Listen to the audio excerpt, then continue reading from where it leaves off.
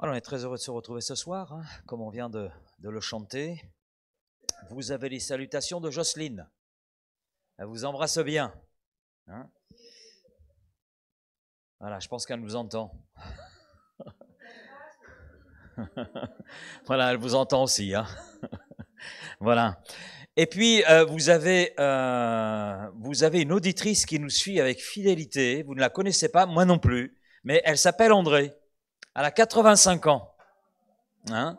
Donc, on la salue bien fraternellement.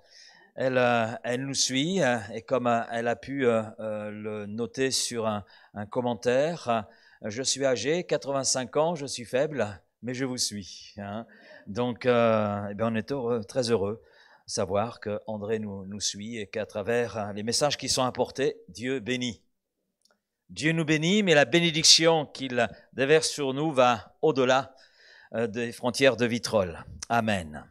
Alors ce soir, on veut poursuivre dans notre étude sur donc l'épître de Paul aux Éphésiens. Le slide suivant. Donc on est au chapitre 6. Donc je rappelle, l'épître aux Éphésiens est découpée en deux grandes parties. Une partie que l'on appelle doctrinale, c'est ce que nous sommes en Christ. Et puis les chapitres 4 à 6, donc c'est la partie pratique. Ça, c'est la construction, j'allais dire, classique des épîtres de l'apôtre Paul.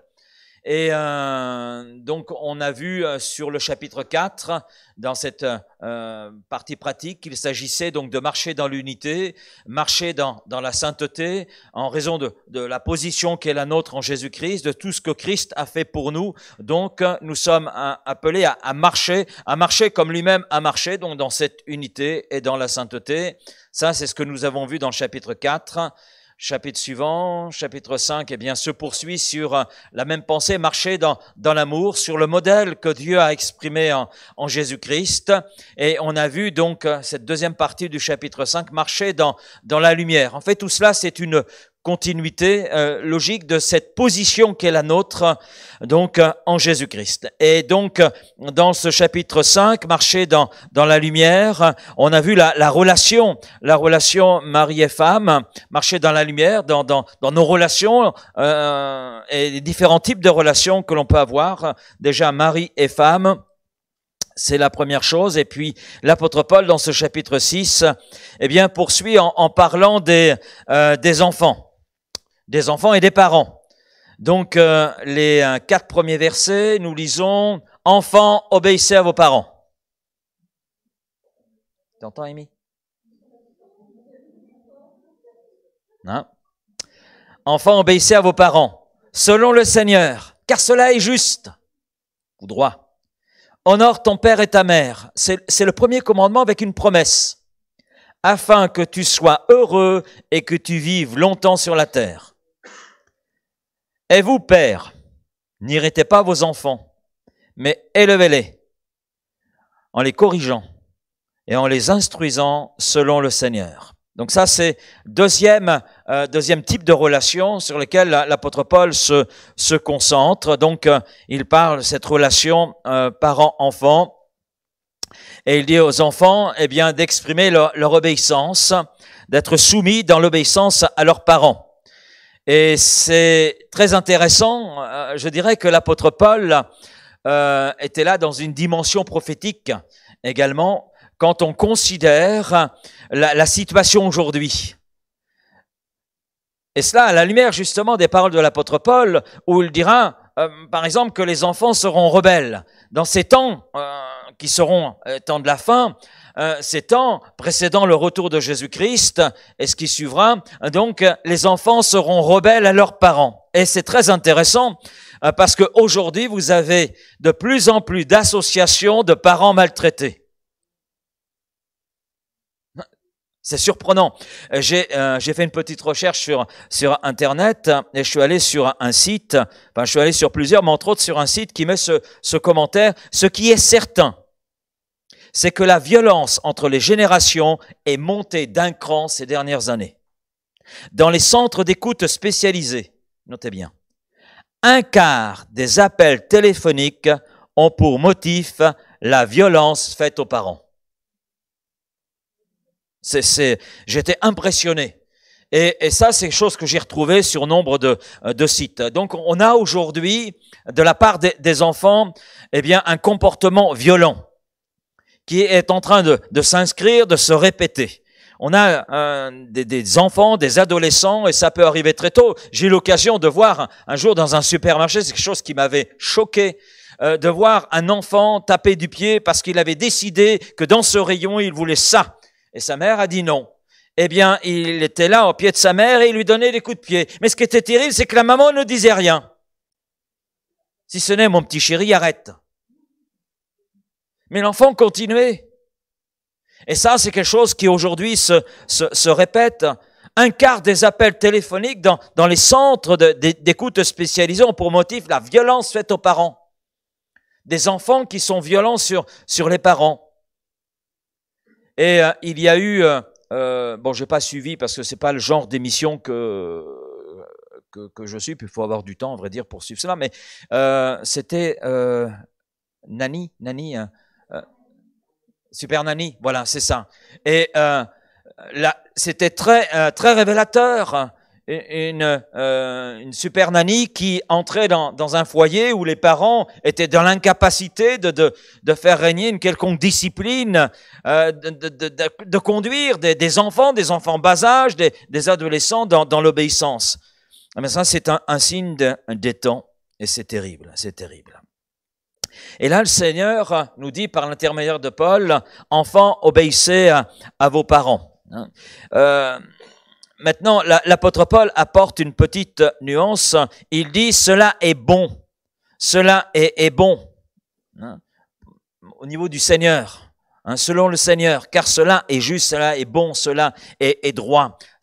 Et cette petite note que l'apôtre Paul ajoute montre, oui, effectivement, que l'obéissance que les enfants doivent à leurs parents est importante, mais que les enfants doivent obéir à leurs parents dans la mesure où ces parents obéissent à Christ. Parce qu'il s'adresse premièrement à l'Église de Jésus-Christ. L'Église de Jésus-Christ. Donc il y a un cadre qui permet aux enfants eh bien d'obéir à leurs parents, et c'est un cadre présenté par l'apôtre Paul, un cadre spirituel, un cadre dans lequel il y a une éducation spirituelle qui est apportée, une connaissance de Dieu. Mais ce qui montre aussi, à travers ce que dit l'apôtre Paul, l'impact que l'on peut avoir en tant que parent à travers le témoignage que l'on donne. Si notre témoignage est en contradiction avec ce que l'on dit être, il est évident que les enfants, quelque part, vont être en porte-à-faux et se diront, mais pourquoi obéir à ceux qui devraient être des références, mais qui, en réalité, sont des menteurs. Entre ce qu'ils sont et ce qu'ils font, il y a un décalage entre ce qu'ils peuvent être à l'église et ce qu'ils sont à la maison. Il y a un décalage et ça conduit bien sûr les enfants à un certain comportement qui peut être un comportement de révolte. La responsabilité principale des enfants, c'est vrai d'abord envers le Seigneur. C'est la première chose. L'obéissance est juste, elle est droite parce qu'elle est en harmonie avec la volonté de Dieu pour les enfants. L'apôtre Paul, dans cette parole, la lie aussi, on a entre guillemets, peut-être dans certaines Bibles, c'est le premier commandement avec une promesse. Honore ton père et ta mère. Et c'est vrai, quand on regarde les commandements dans la loi mosaïque, le seul commandement auquel il s'attache une promesse, c'est justement ce 5e commandement, honore ton père et ta mère. On va cela dans Exode 20, verset 12, et Deutéronome 5, verset 16. Et ce commandement souligne l'importance pour les enfants d'obéir, c'est-à-dire de respecter, d'honorer leurs parents. Et l'apôtre Paul reprend ce commandement de la loi mosaïque et il ajoute une petite nuance par rapport à ce que nous trouvons dans la loi de Moïse. Parce que là, il dit « afin que tu sois heureux et que tu vives longtemps sur la terre ». Dans la loi de Moïse, c'est que tu vives longtemps dans la terre promise. Parce que les commandements, initialement, ça s'adressait au peuple de Dieu, au peuple de l'Ancienne Alliance. Là, Paul parle à l'Église et il apporte une nuance, là, montrant la volonté de Dieu, oui, elle demeure et elle nous concerne, cette volonté de Dieu.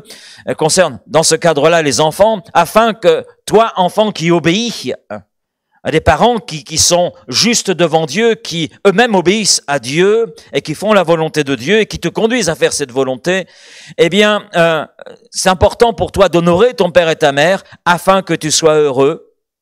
Donc, que tu connaisses le bonheur, hein, c'est vraiment là, c'est le mot heureux, c'est une plénitude intérieure, et que tu vives longtemps sur la terre. Sur la terre. C'est-à-dire que ta vie soit pleinement satisfaite par ce Dieu qui saura prendre soin de toi et te conduire jusqu'au bout. Finalement, l'apôtre Paul reformule la promesse de l'Ancien Testament liée à l'obéissance, donc dans le 5e commandement.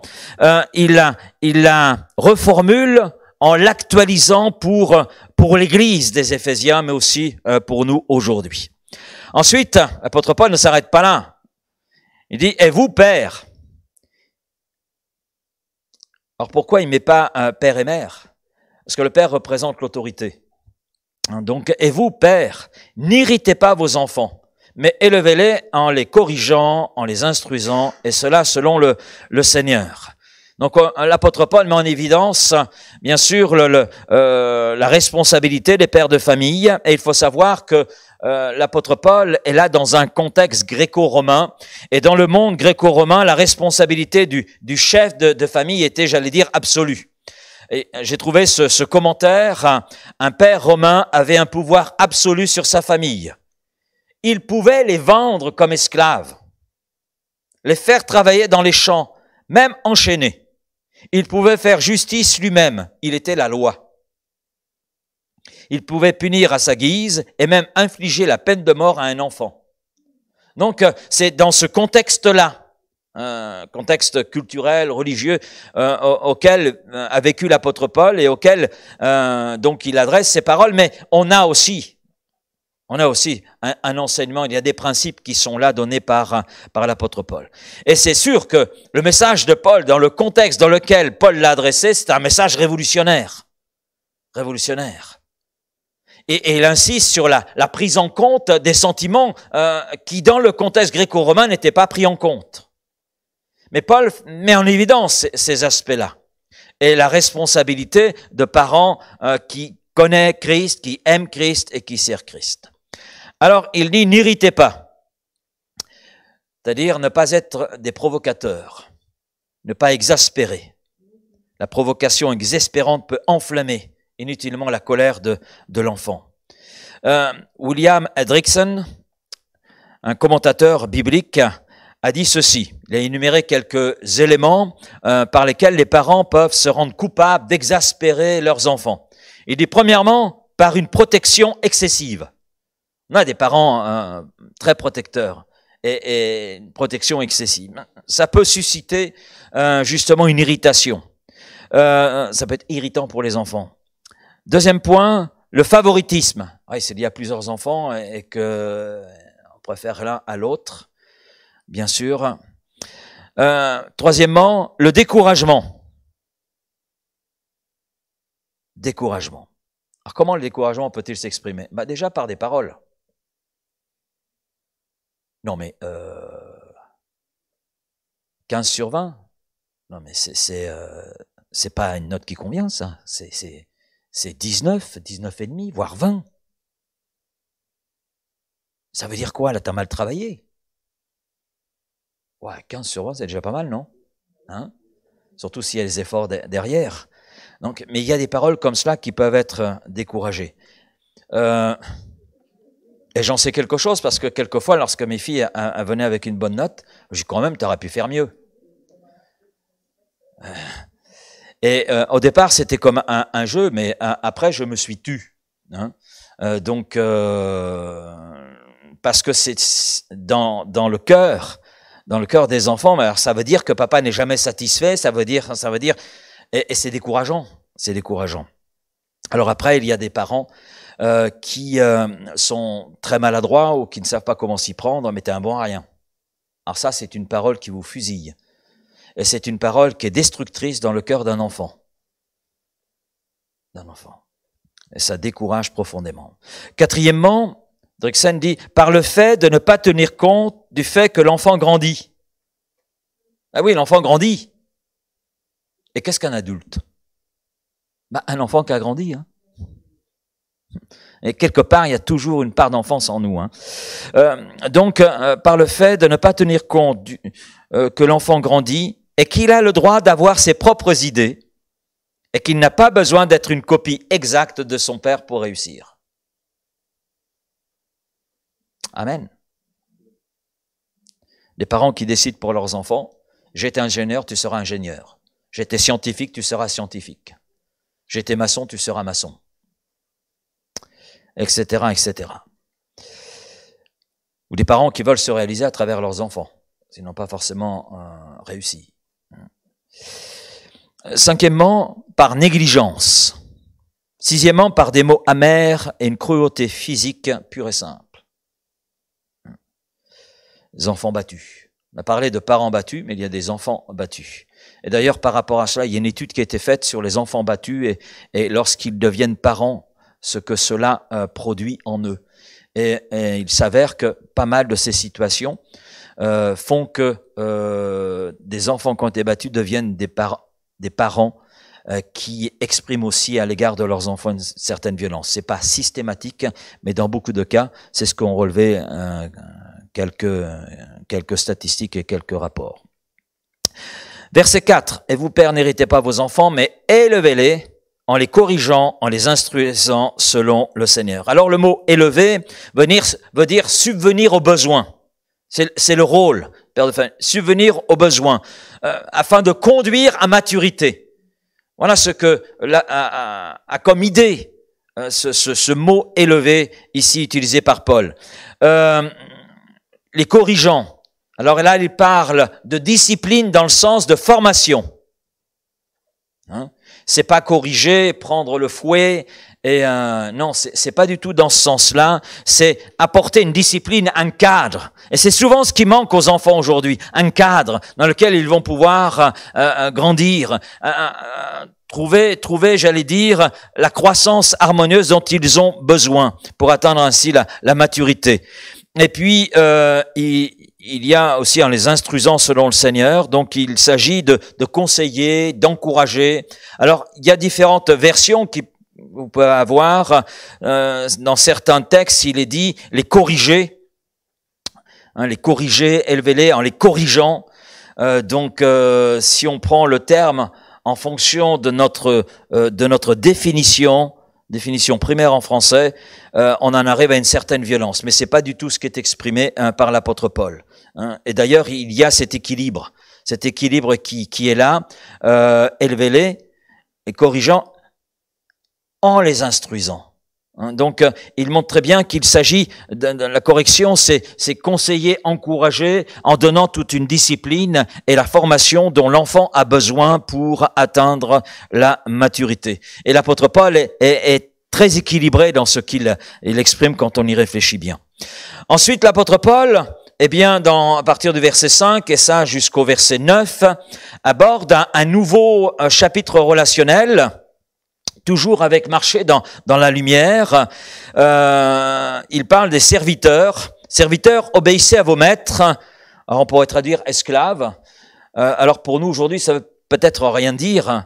Dans le contexte de l'époque, ça avait un sens précis. Alors aujourd'hui, on peut traduire différemment en employé, à la relation employé-employeur. Serviteurs, obéissez à vos maîtres selon la chair, avec crainte et tremblement, dans la simplicité de votre cœur, comme à Christ. Non pas comme seulement sous leurs yeux, comme pour plaire aux hommes, mais comme des serviteurs de Christ qui font de bon cœur la volonté de Dieu. Servez-les avec empressement, comme servant le Seigneur et non des hommes, sachant que chacun, soit esclave, soit libre, recevra du Seigneur selon ce qu'il aura fait de bien.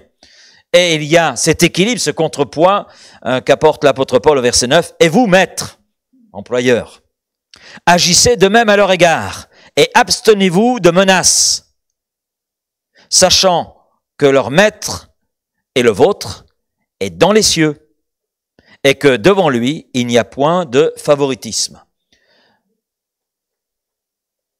ou que Dieu ne fait exception de personne. Les historiens ont estimé, par exemple, que la population dans l'Empire romain, à l'époque donc de l'apôtre Paul, était composée de plus d'un tiers d'esclaves, de gens qui, dans le cas des conquêtes des Romains, de l'armée romaine, donc ont été réduits à l'esclavage, donc hommes, femmes et même des enfants.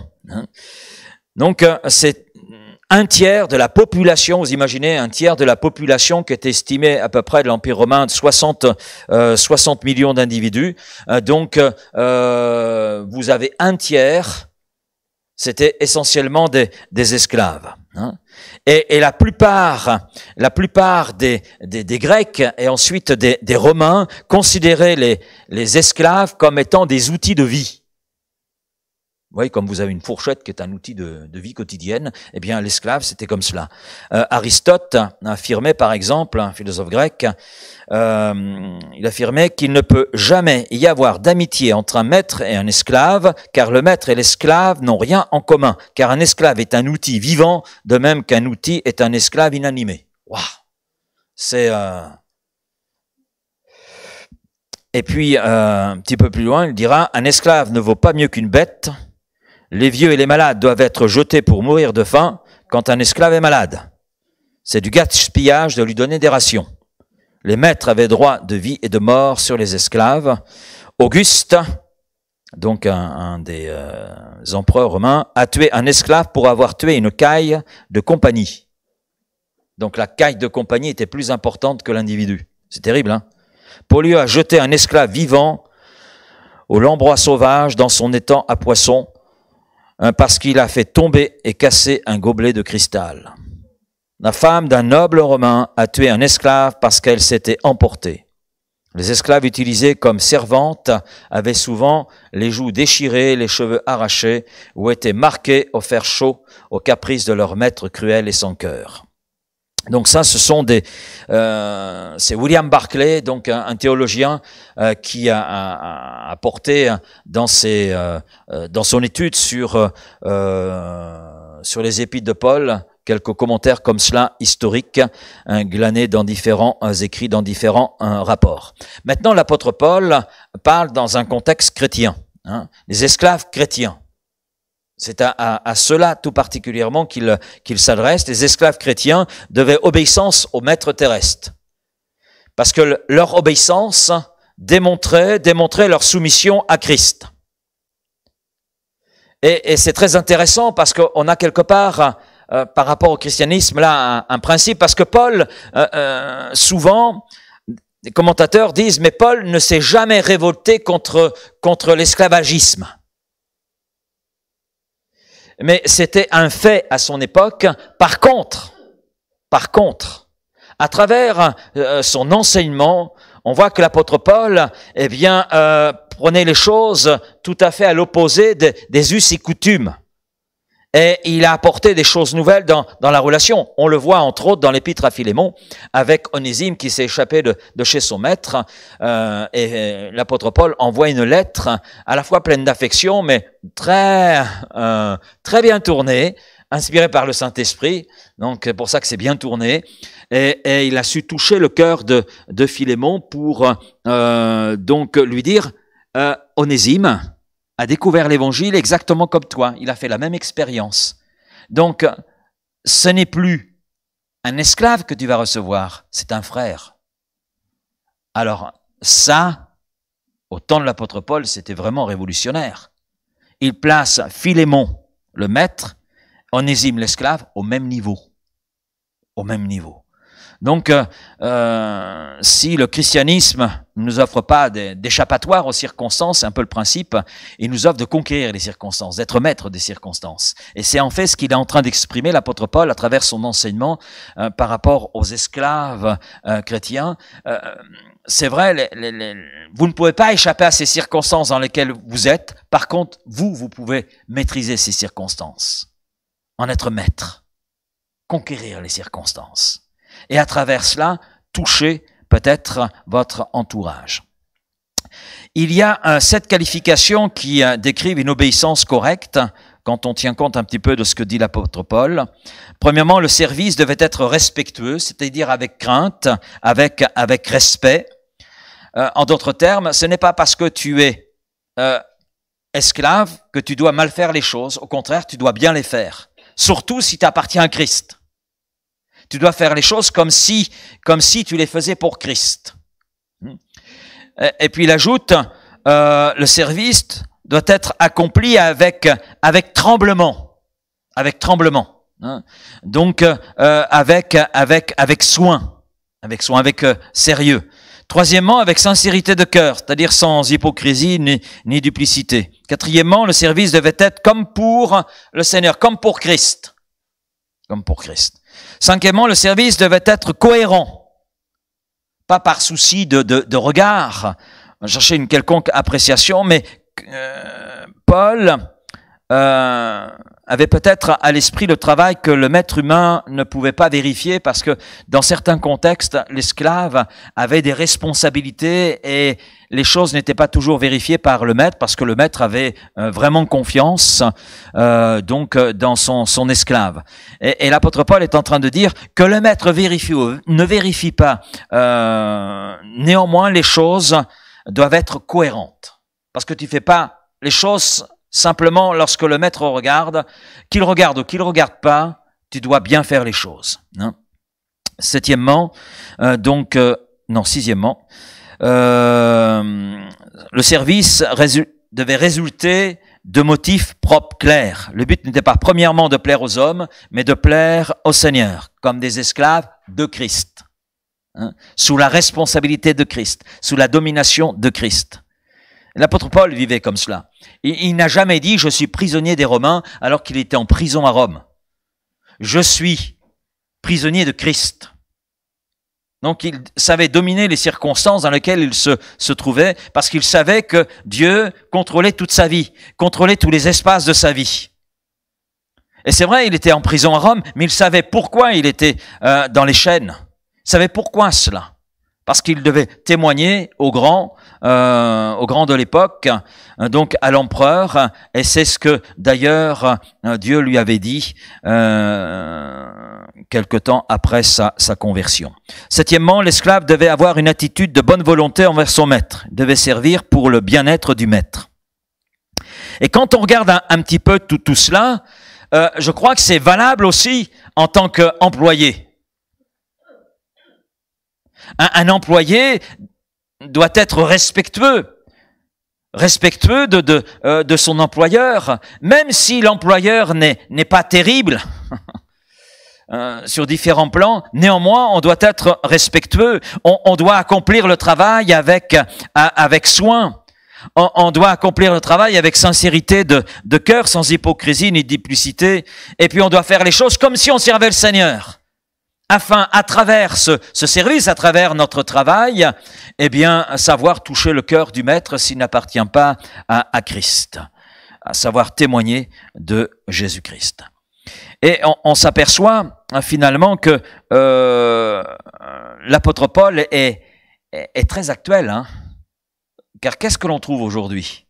Les employés qui s'en prennent aux employeurs. Et puis, on a des employeurs qui s'en prennent aux employés. Je me souviens, nous avons un ami qui avait une entreprise, et on a eu l'occasion d'aller dans cette entreprise. Et donc, lui et son épouse étaient chrétiens. Et il a témoigné à ses employés.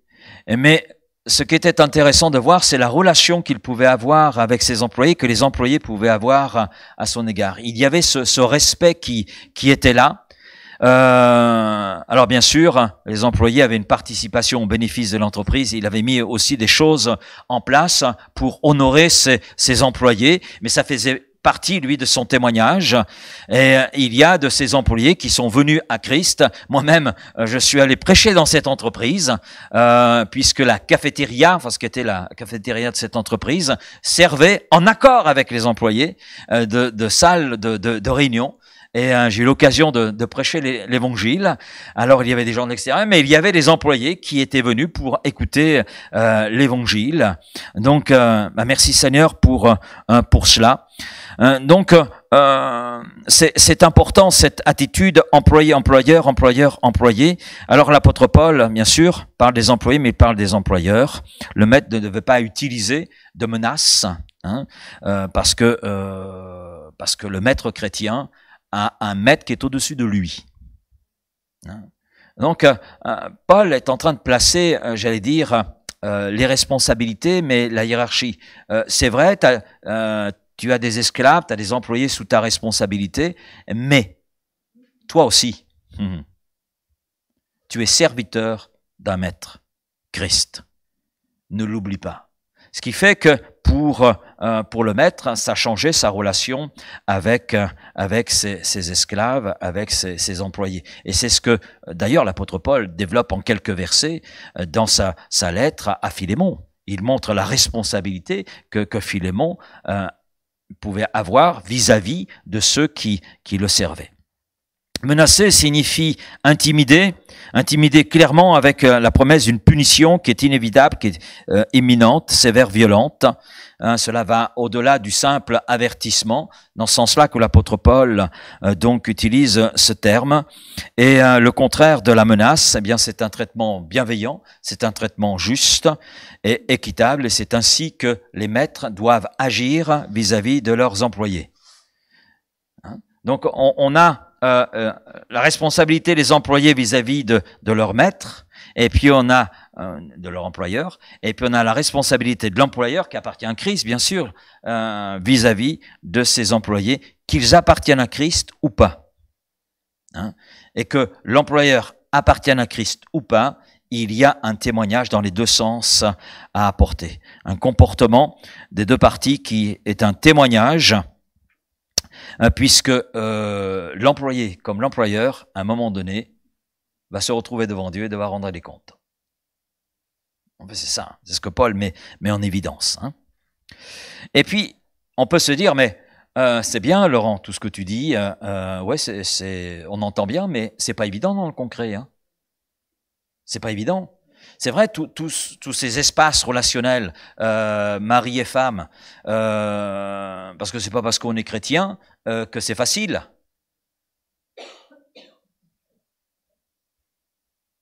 Mireille, c'est pas facile, hein?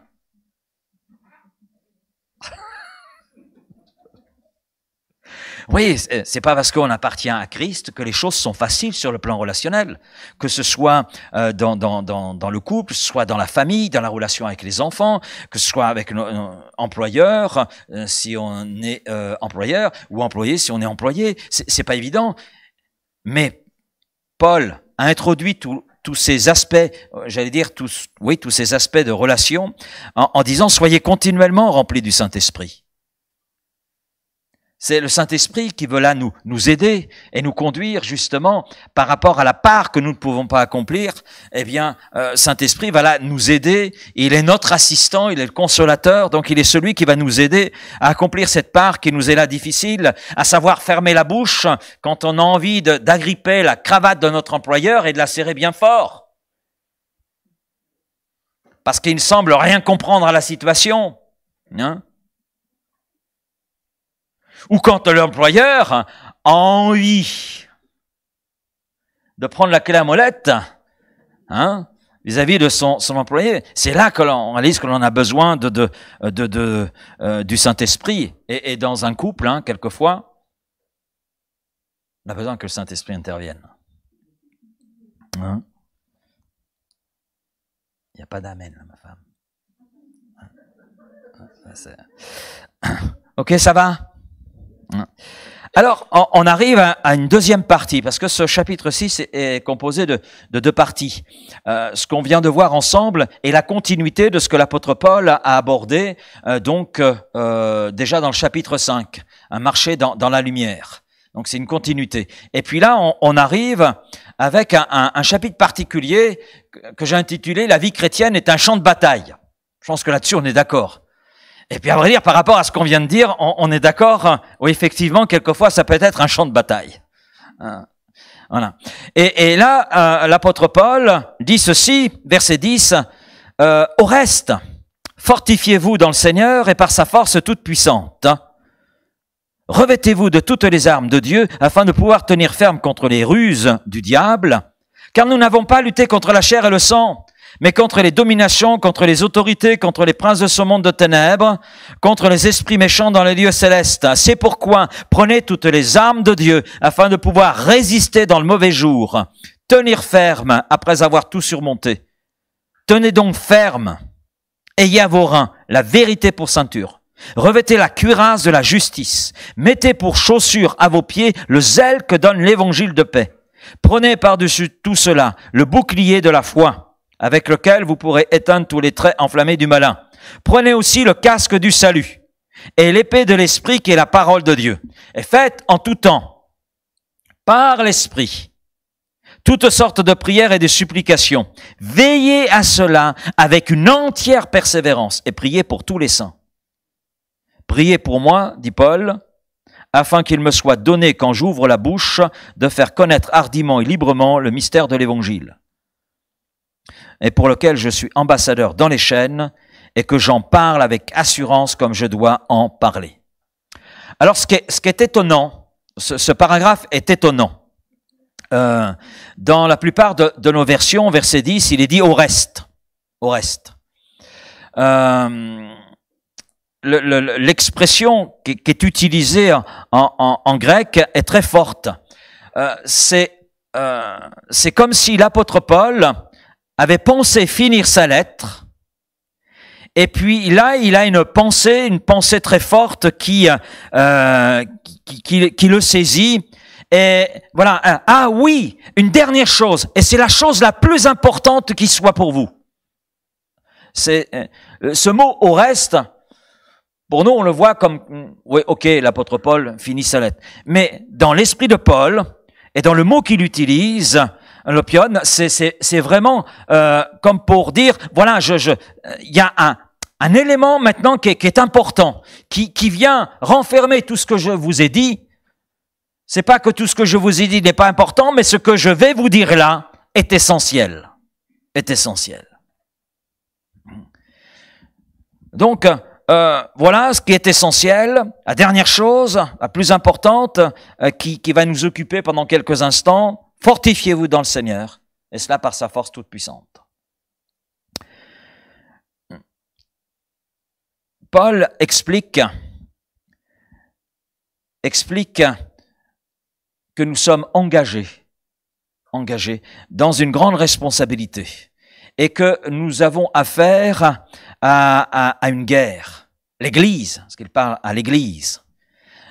L'Église est en guerre avec un ennemi spirituel. Et marcher dans l'amour, tout cela, c'est bon, mais c'est pas suffisant. Ce qu'est en train de nous dire l'apôtre Paul. Parce que nous faisons aussi la guerre. C'est pas un chemin semblable au boulevard des Champs-Élysées, où tout est beau, tout est rose. Non, pas du tout. Quoique les Champs-Élysées, c'est pas tout rose, mais bon. Il y a dans cette marche un combat. Il y a un ennemi. Et les relations mari et femme, parents, enfants, employés, employeurs constituent un champ de bataille. Comme notre vie personnelle constitue un champ de bataille. Un champ de bataille pour l'ennemi. Et la vie chrétienne, eh bien, c'est un combat. Et l'apôtre Paul commence à dire, mais voilà, vous devez vous fortifier. Fortifiez-vous dans le Seigneur. Dans le Seigneur. C'est-à-dire, soyez forts. Soyez forts. Mais ça va plus loin, ce fortifiez-vous. Ce fortifiez-vous dit, celui qui est seul capable de vous doter de la puissance, de la force dont vous avez besoin, c'est le Seigneur. Fortifiez-vous dans le Seigneur, dans cette relation avec Christ. Et je pense que on en a tous fait l'expérience, quand dans notre relation avec Christ, on baisse le niveau, quand le baromètre est au plus bas, nous sommes vulnérables à tous les niveaux, sur un plan personnel, mais aussi dans les relations. Quand dans un couple, l'un est au plus bas dans son baromètre spirituel, dans sa relation avec Christ, ça se ressent, ça va se ressentir. Ça va se ressentir. Il va y avoir une irritation qui va être là. Parce que l'ennemi public numéro 1 du chrétien va savoir, par des traits enflammés, agir et semer la zizanie. La zizanie. Donc, l'apôtre Paul est là, très très précis. Fortifiez-vous dans le Seigneur. C'est lui qui va vous doter de cette force dont vous avez besoin. Et on a un exemple saisissant, c'est celui de Samson. Hein. Moi, de toute façon, je m'en tirerai comme les autres fois. Mais il ne savait pas que Dieu s'était retiré de lui. Je trouve cette parole terrible. Et le Samson qui se croyait fort, eh bien, était vaincu. Et quelle défaite. Quelle défaite. Eh bien, il y a cette idée qui est là, derrière ce que l'apôtre Paul peut dire. Fortifiez-vous dans le Seigneur. Permettez au Seigneur de vous rendre fort. Recevez de sa part, dans cette communion avec le Seigneur, les forces dont vous avez besoin. Et Paul a très bien compris cela. Je puis tout par celui qui me fortifie. Celui qui me fortifie. Puis vous avez remarqué aussi que dans chaque chapitre, l'apôtre Paul parle du Saint-Esprit. Avec une insistance dans Éphésiens 5, 18. Soyez continuellement remplis du Saint-Esprit. Parce que par le Saint-Esprit, nous sommes rendus forts. 2 Timothée, chapitre 1er, versets 7 et 8. Ce n'est pas un esprit de timidité que nous avons reçu, mais un esprit de force qui nous donne toute l'habileté nécessaire, qui nous dote de force, qui nous rend forts. Et puis, l'apôtre Paul continue, il dit en fait la même chose, et par sa force toute puissante. Voilà, donc fortifiez-vous dans le Seigneur, et cela par sa force toute puissante. Il a toute une insistance. Il présente les choses sous deux angles différents, mais c'est la même chose. La même chose. Et puis, au verset 11, il reprend encore. Revêtez-vous de toutes les armes de Dieu. Il dit la même chose que le verset 10, hein, c'est exactement la même chose, mais il présente de façon différente. Se revêtir, c'est prendre sur soi, c'est se recouvrir, c'est s'habiller.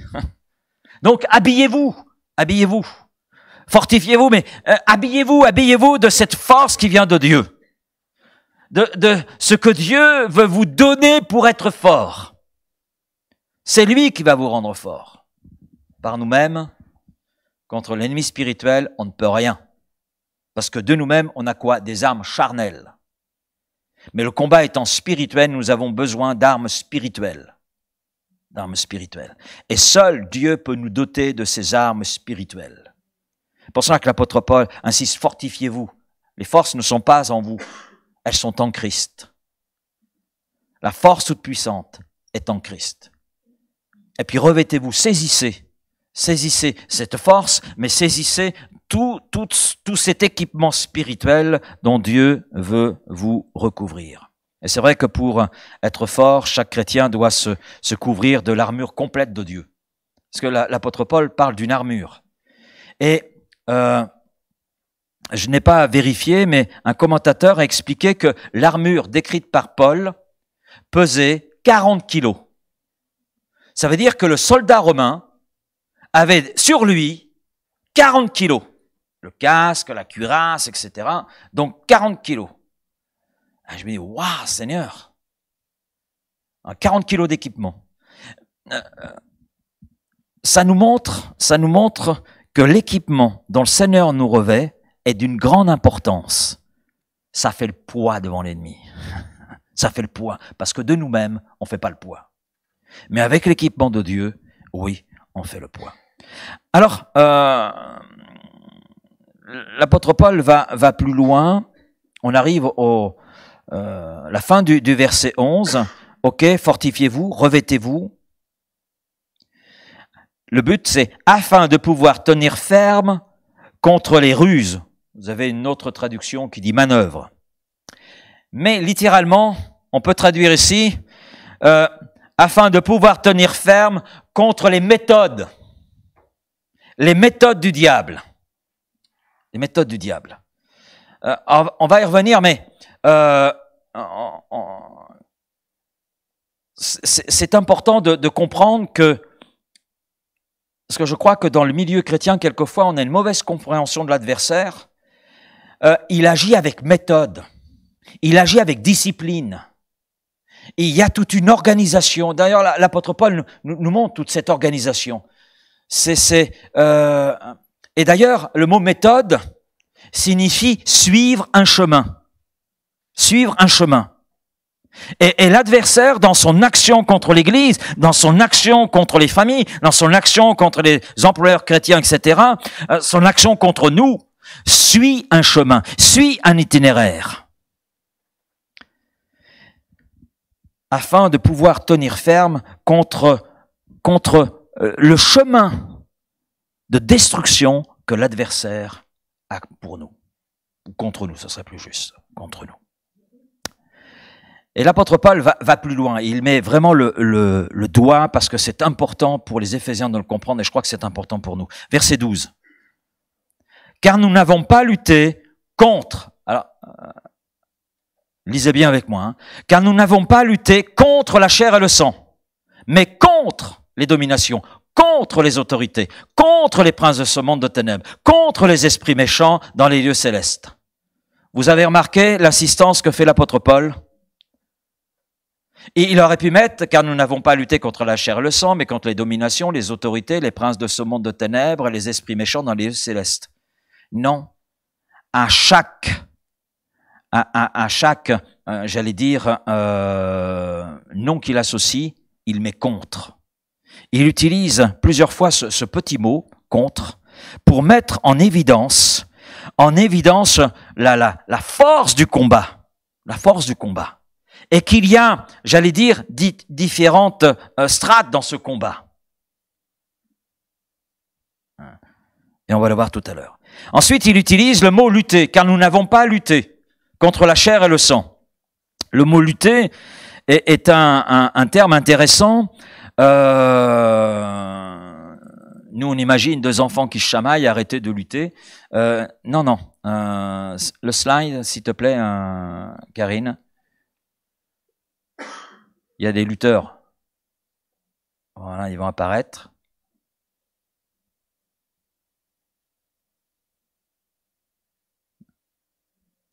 Vous voyez là? Ils sont à main nue. Bon, c'est les lutteurs modernes là, d'accord? Et c'est ce que vous voyez là, cette lutte gréco-romaine, c'est les restes très réglementés de la lutte qu'il y avait à l'époque et du mot que l'apôtre Paul utilise. D'ailleurs, on parle de cette discipline comme une lutte. Mais en grec, on parle de lutte gréco-romaine. En grec, c'est le mot que l'apôtre Paul utilise pour définir ce que vous voyez à l'image. Palais. Et à l'époque, la lutte était un sport, un véritable corps à corps. Là, ils sont habillés, ils ont de belles chaussures, voilà. Et ça suit des règles précises. Mais à l'époque de l'apôtre Paul, c'était du corps. Voilà, vous avez une image. Ils étaient nus, enduits d'huile, etc. Et c'était un corps à corps. Donc, on entendait l'adversaire respirer. Et c'était une lutte, il fallait mettre l'adversaire hors d'état de nuire. Comment? Eh bien, soit avec le pied sur la gorge ou la main sur la gorge, qui ne puisse plus réagir. C'est le mot que l'apôtre Paul utilise. Nous n'avons pas à lutter contre la chair et le sang. Ne vous trompez pas de lutte, de combat. Oui, la chair est faible. C'est pour ça qu'il nous invite à la soumettre à l'Esprit de Dieu. Et à marcher, justement, dans cette lumière, transparence, etc. Je ne vais pas revenir sur tout ce qu'on a vu. Mais là, il nous dit, nous avons à lutter. C'est un corps à corps, à main nue. à main nue, où chacun essaie de désarçonner l'autre, et celui qui remporte le combat, c'est celui qui est au sol et qui ne peut plus respirer, qui ne peut plus bouger. Il est vaincu. Et l'apôtre Paul décrit quelque chose de très fort ici. Le mot qu'il utilise est très fort, très fort. Et d'ailleurs, c'est un mot unique. On ne le trouve pas ailleurs. L'apôtre Paul met en évidence le combat, qui est un combat sans merci, et cela ressort par ce mot lutte qu'il utilise, mais cela ressort aussi par l'emploi de contre. Voilà. Et le combat est contre des forces spirituelles qui suivent une méthode, qui suivent un chemin qui est dicté par Satan. Donc vous avez un maître qui est le diable, Satan, qui est présenté comme le prince de ce monde. Il n'est pas le roi, il est le prince. Donc ça veut dire qu'il a un rayon d'action. Mais l'apôtre Paul, donc, dit nous avons à lutter contre des forces spirituelles, mais ces forces spirituelles sont non seulement des forces qui suivent une méthode, un chemin pour conduire l'humanité dans la destruction, mais elles sont disciplinées et organisées. Disciplinées et organisées.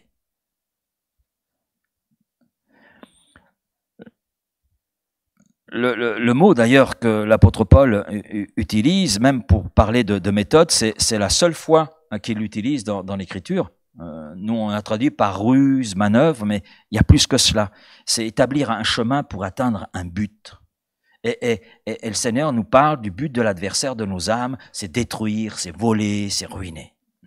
Et il y a 4 contre qui sont là utilisés. Nous n'avons pas lutté contre, mais contre. Et utilisé plusieurs fois, 5 fois, si on lit bien. Ce n'est pas contre l'homme que vous avez à lutter, ou contre la chair et le sang, mais contre les puissances, contre les autorités, contre les souverains de ce monde de ténèbres, contre les esprits du mal dans les lieux célestes. Donc, il y a tous ces emplois qui montrent eh bien, l'intensité du combat, mais qui mettent aussi en évidence toute une hiérarchie, toute une organisation qui est là. L'apôtre Paul commence donc contre les dominations. Contre les dominations. Le mot ici, c'est le même mot que nous trouvons dans Jean chapitre 1er, au commencement. Au commencement était le Verbe.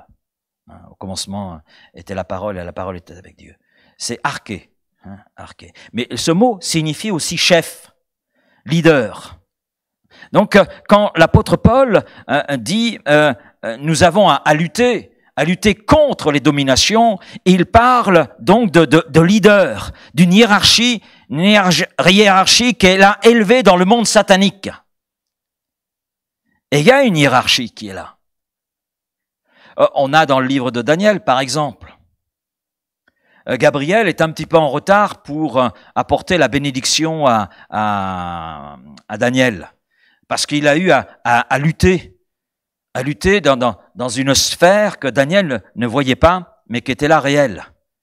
Et il a fallu que l'archange Michael vienne au secours de Gabriel. Donc, il y a des dominations qui sont là dans le monde satanique et qui occupent une position élevée.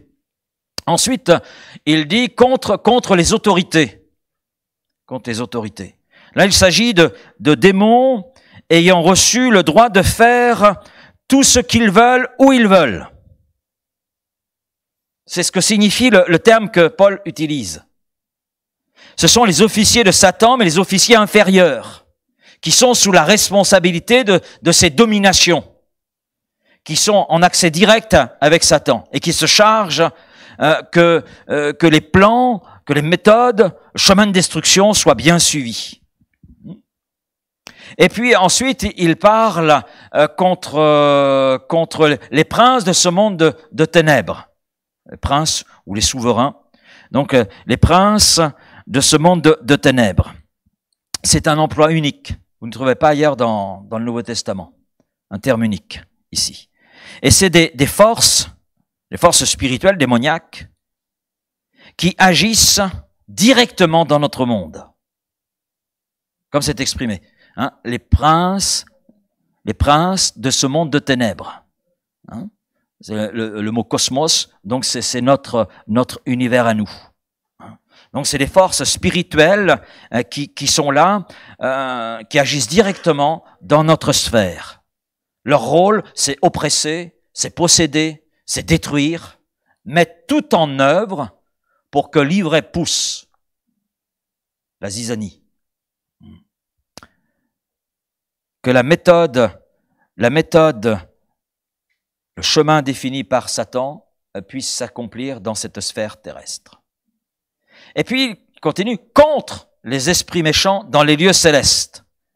Donc des forces spirituelles démoniaques qui sont dans une sphère un peu plus élevée.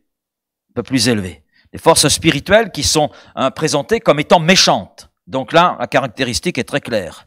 Et agissant dans le monde spirituel. Et le mot qui est utilisé en disant méchant, c'est un terme qui signifie une méchanceté intentionnelle. C'est vraiment intentionnel. C'est conduit, ça suit une méthode. Et c'est une méchanceté qui a pour but et unique but de détruire, de faire du mal. Donc, quand on regarde cela de plus près, on s'aperçoit qu'on a affaire à un monde organisé. Un monde comme une armée. Il y a un chef, il y a des généraux et chacun a sa sphère de responsabilité. Il y a une discipline qui est là. Chaque esprit, chaque démon a sa sphère d'autorité, ses compétences et son rayon d'action. Alors on comprend, oui, que l'apôtre Paul en arrive à dire je vous ai dit des choses importantes, mais voilà ce qui est encore plus important et que vous devez retenir. Il y a un combat spirituel et vous pouvez pas le mener n'importe comment. Parce que dans ce combat, c'est contre une armée qui a des chefs, qui a une hiérarchie et qui est disciplinée. Et qui a un objectif bien clair, bien précis. Et les verbes qu'utilise l'apôtre Paul sont aussi très, très, très précis. Et Paul insiste là-dessus. Il faut que vous puissiez résister, rester ferme, lutter. Donc, il montre toute l'importance qu'il y a à prendre conscience de toute cette réalité et oui, à saisir tout ce que Dieu nous donne à travers donc cette communion que nous avons avec lui et par son esprit. Alors l'armure, on peut la présenter, l'armure. Elle est dans le slide, ok. Voilà. Donc vous avez un soldat donc romain typique. Donc vous avez le casque, vous avez la cuirasse, vous avez donc la ceinture qui permet de tenir l'épée, et puis vous avez le bouclier, et puis vous avez les sandales, des sandales qui souvent avaient dessous des crampons, donc souples et pouvant s'adapter à tout terrain. Donc d'abord, l'apôtre Paul parle, il met en premier dans cette armure, dans cette description, je retrouve le verset, tenez donc ferme, ayez à vos reins la vérité pour ceinture. C'est-à-dire un style de vie qui est conforme à la vérité. Ta parole est la vérité, donc ça veut dire un style de vie qui est conforme à ce qui est écrit dans la parole de Dieu. C'est ce que en train de nous dire l'apôtre Paul. Et en fait, ce style de vie conforme à la parole de Dieu est tel une ceinture. Ça nous tient dans un environnement qui est là de combat. Ça nous permet d'avancer. Et ça constitue la base adéquate pour se défendre contre Satan et contre donc toute son armée. Et c'est vrai qu'un homme intègre, marchant selon la vérité, est conscient du combat et il y a une sensibilité que le Seigneur lui accorde. Et puis cette ceinture, elle tient l'épée. Elle tient l'épée. Donc il y a à vos reins la ceinture qui est la vérité. Donc et un petit peu plus loin, il parle donc de l'épée. Sans la mise en pratique, c'est vrai, de la vérité, il est évident que nous ne pourrons pas utiliser l'épée, qui est l'épée de l'esprit, la parole de Dieu. Il y a une logique qui est là. une logique. Dans ce que l'apôtre Paul nous donne, il y a une logique. Hein. Donc, savoir marcher dans l'enseignement de l'Écriture, savoir s'en imprégner, eh bien, c'est être comme Jésus lorsque l'adversaire se présente, avoir des bons coups d'épée. N'est-il pas écrit? Mais il est aussi écrit. C'est comme cela que Jésus s'est défendu. Il a sorti l'épée de l'esprit et nous lisons, Satan se retira, attendant une occasion plus favorable. Donc Jésus, oui, avait cette ceinture, la vérité, il marchait dans la volonté de son Père, mais il y avait cette épée de l'esprit qui était là et il a su l'utiliser. Ce contact avec la parole de Dieu, on n'en parlera jamais assez, c'est tellement important. Et j'en parle, vous m'en entendrez parler jusqu'à ce que le Seigneur me reprenne. Et raison de plus pour en parler aujourd'hui quand on voit les statistiques qui montrent qu'il y a une méconnaissance grandissante au sein du peuple de Dieu, de la parole même de Dieu. Alors sur quoi basons-nous notre foi? Puisque la foi n'est ce que l'on entend, et ce que l'on entend vient de la parole de Christ. Alors je comprends Jésus qui peut dire, mais trouverai-je la foi lors de mon retour? Alors j'ai envie de lui dire, Seigneur, merci parce que tu uses de patience. Hein. Viens pas tout de suite parce qu'il y a trop de chrétiens qui sont à côté de la plaque. Trop de chrétiens qui ont délaissé la parole de Dieu pour se tourner vers des doctrines qui sortent simplement du sac de la chair humaine. La cuirasse, ben, ça nous parle d'une conduite. Hein. Ça nous parle d'une conduite conforme à la parole. La cuirasse de la justice. La justice, c'est tout simplement mettre en pratique ce qui est juste. Et ce qui est juste nous est donné à travers la parole de Dieu elle-même. Et la justice, c'est l'aptitude à faire ce qui est bien, ce qui est bon. Et la cuirasse, quand vous regardez le soldat, ça protège quoi? Vous avez remarqué ce que ça protège? Tous les organes vitaux. Le cœur, le foie, les poumons. Le cœur qui est le siège des sentiments, les poumons qui nous parlent de la prière, qui est la respiration de l'âme, et qui nous donne cet oxygène pour pouvoir avancer. Et la cuirasse protège aussi le ventre. Et l'apôtre Paul, dans l'épître aux Corinthiens, parle d'entrailles, d'un ventre, d'entrailles de miséricorde, capable d'exprimer cette bienveillance à l'égard de l'autre. Donc la justice de Christ englobe et sanctifie tous ces aspects de notre vie spirituelle. Ensuite, je vais rapidement, il parle des sandales. Vous les voyez, les sandales. Hein, donc, tiennent bien le pied, tout. Donc, elles sont solidaires du pied. Hein, donc, c'est pas la sandale qui suit le pied, c'est le pied qui est bien dans ses sandales et qui avance. Et les sandales étaient faites avec du cuir qui est clouté. Et là, le Seigneur nous dit, c'est le zèle. Le zèle que donne l'évangile de paix, que donne cette bonne nouvelle. Mais l'évangile, c'est aussi pas simplement un message, c'est aussi une personne, c'est Christ. Donc, dans cette relation avec Christ, on reçoit un zèle. Le zèle, on pourrait le traduire aussi, on n'aime pas trop ce terme, par passion, par jalousie. Voilà. Dieu est un Dieu jaloux, c'est-à-dire Dieu est un Dieu plein de zèle à notre égard. Donc, eh bien, nous devons exprimer cette même fougue, cette même passion à l'égard de l'Évangile, à l'égard de Christ et de sa parole écrite de la bonne nouvelle. Le bouclier du soldat, eh ben, c'est un bouclier qui était en fait de bois, du bois. Ça nous parle de la croix. Ce bois était recouvert de peau et il y avait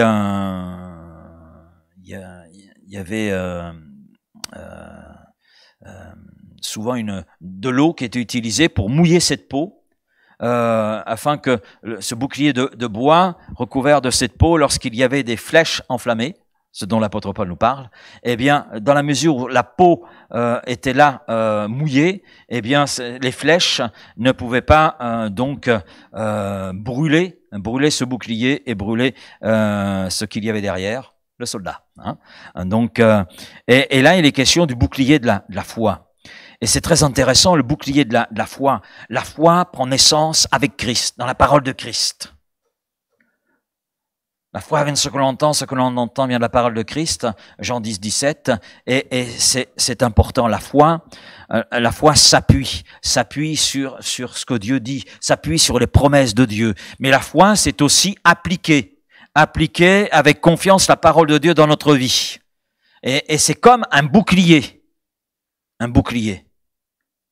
On est capable alors d'éteindre les traits enflammés, ce qui pourrait nous atteindre.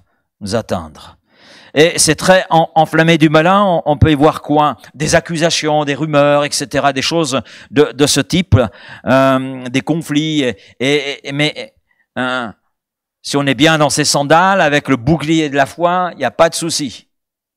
Ces choses-là n'atteindront pas notre cœur, notre âme, notre esprit. Ensuite, il est question du casque du salut. Ça nous parle de l'œuvre de la croix. Tout a été accompli par Jésus-Christ. Et tout ce qui a été accompli est suffisant pour notre délivrance et notre guérison. Donc, dans la foi, nous pouvons dire, en Christ, nous sommes en sécurité. En Christ, nous sommes pardonnés. En Christ, nous sommes sanctifiés. Amen. Et puis l'apôtre Paul ajoute 2 éléments, verset 18, 2 éléments ou 2 groupes d'éléments qui ne sont pas comparés à des armes. C'est la prière et la supplication. Et le second groupe est composé de la vigilance et de la persévérance. La prière et la supplication se réfèrent donc à notre communion avec Dieu, qui dans certaines circonstances peut avoir une réelle intensité, comme Jésus dans le jardin de Gethsémane. Il y avait une intensité, il y avait un combat vraiment d'une grande intensité. Il était là dans la prière, et nous savons qu'un ange est descendu pour fortifier Jésus. Et on connaît la suite. Il y a eu Gethsémane, mais il y a eu la suite. Amen. La prière, la supplication. Et c'est vrai que parfois la prière se transforme en souffrance. Et puis la vigilance et la persévérance. Donc Paul met en évidence là notre part. La prière, la supplication, on pourrait presque dire, il y a la part de Dieu. Notre part, c'est de nous présenter devant Dieu, faire ce qu'il faut, mais faire ce qu'il faut avec vigilance et persévérance. Et ça nous parle quelque part de la nécessité de savoir être tenace. Oh Seigneur, je t'ai prié, pourquoi en plus tu sais tout, donc c'est pas la peine que je te le dise 50 fois. Ça, c'est peut-être ce que tu penses, mais peut-être que le Seigneur attend justement que tu rentres dans une forme de supplication pour obtenir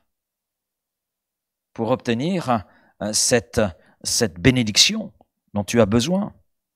Et donc, tu as besoin de plus grande vigilance et persévérance. Donc, Paul, là, nous parle quelque part de discipline et d'être organisé, puisque nous avons affaire à une armée avec toute une hiérarchie qui est disciplinée, organisée et qui poursuit un but, une méthode. Donc, quelque part, l'apôtre Paul nous dit, mais vous, soyez aussi à cette hauteur. Dieu aussi poursuit une méthode. On la connaît, la méthode. C'est que nous puissions être à sa gloire, servir à célébrer sa gloire. L'apôtre Paul en parle déjà dans le chapitre 1er d'Éphésiens. Et que nous puissions entrer dans la gloire. Mais tout cela nécessite de notre part aussi méthode. Cela nécessite discipline. Et l'apôtre Paul en parle dans 1 Corinthiens 9, verset 27. Je ne me bats pas comme battant l'air. Non, je m'impose une discipline. Et elle est nécessaire. Et puis, dans les versets 19 et 20, Paul exprime son besoin, et je crois que c'est le besoin de tout serviteur de Dieu, qui est en première ligne dans un combat. Quand un serviteur de Dieu est touché, en général, l'Église est profondément touchée. Profondément touchée. Et ça va plus loin parce que c'est toute une famille spirituelle aussi dans certains cas qui est touchée. Priez pour moi afin qu'il me soit donné quand j'ouvre la bouche de faire connaître hardiment et librement le mystère de l'Évangile. Et j'ose m'approprier même cette prière. Oui, frères et sœurs, priez pour moi, priez pour Bernard, priez pour Sauveur, pour David, afin qu'il nous soit donné quand nous ouvrons la bouche, eh bien de faire connaître hardiment et librement le mystère de l'Évangile pour lequel nous sommes les ambassadeurs. Amen. Donc, on comprend, oui, effectivement, que ce chapitre, ce paragraphe, plus exactement, était essentiel pour Paul, mais était essentiel pour l'Église d'Éphèse, mais est essentiel aussi pour nous aujourd'hui. nous sommes dans un combat spirituel. Et il y a aujourd'hui une intensité plus grande que ce qu'il y avait hier. Les ténèbres s'épaississent, nous dit l'Écriture. Et puis les versets 21 à 24 constituent les salutations. L'apôtre Paul envoie sa lettre aux Éphésiens par l'intermédiaire donc de Tychik, un compagnon, compagnon de l'apôtre Paul. Et puis Paul prie pour que la paix, l'amour et la foi soient le partage des Éphésiens. Et c'est ce que Dieu veut pour nous, que sa paix règne, que son amour envahisse nos cœurs et que la foi nous dirige, que ces éléments soient notre partage.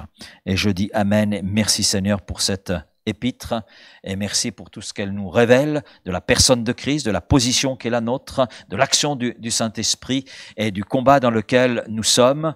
Et il est évident, l'apôtre Paul a commencé en disant « fortifiez-vous ». Revêtez-vous. Donc, il nous montre le chemin de la victoire. Et puis, il conclut avec prière, supplication. Donc, et avec cette confiance dans une entière, la persévérance. Vous pouvez y aller. Vous pouvez y aller. Dans la mesure où vous êtes, vous fortifiez, dans la mesure où vous êtes revêtus, vous êtes vainqueurs en Christ. Et là, je dis Amen, Seigneur. Et c'est ce que nous voulons. Merci, Père, pour ta grâce et ta bénédiction. Merci pour l'étude de cette épître aux Éphésiens. Et c'est vrai, Seigneur, il y aurait tant encore à découvrir. Seigneur, on n'a fait que gratter la surface, Seigneur.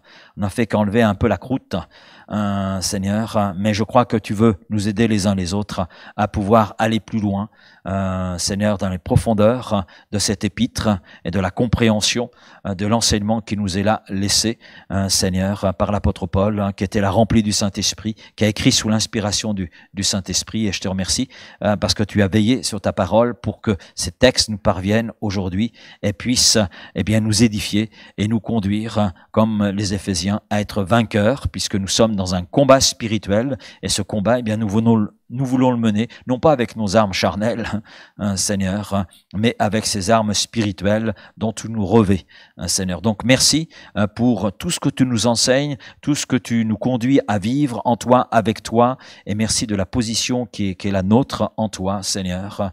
Et nous pouvons devant cela que te dire merci et sois glorifié. Amen. Amen.